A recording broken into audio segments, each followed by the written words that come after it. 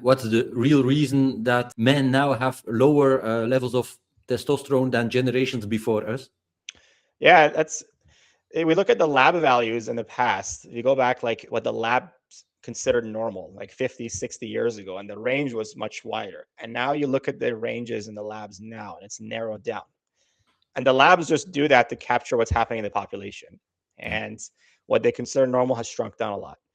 And I think there's numerous reasons for it. I think, our environment, lifestyles, obviously, I think obesity rates, metabolic inflammation, I think those are massive causes. Obviously, we have, degrees of sleep apnea, all the, Western lifestyle pattern. I think all of those play a huge, huge role. Endocrine disruptors, like we talked about, play a major role in impairing testosterone production.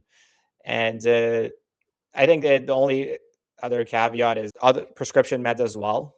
Certain prescription meds we do know that can impair testosterone production to a small degree, but it all adds up, right? So if you have, unhealthy diet, lack of physical activity, you have obesity, you have a couple prescription medication, you're stacking all of these things together.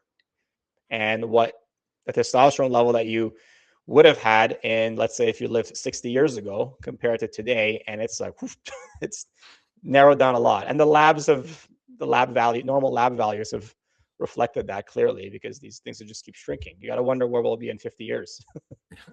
Yeah. So someone on TRT that has a lab value of 1200 nanograms per deciliter total testosterone, there's nothing to worry about, since a few generations ago that would be into the normal range, right?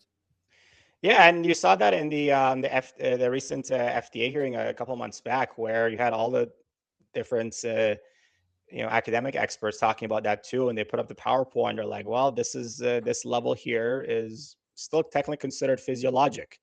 And usually when I talk to patients about some of these things, I'm like, listen, like the human body hasn't changed, like the physiology of humans hasn't changed compared to like 1950s or 60s, right? Like humans haven't just become a new species since then.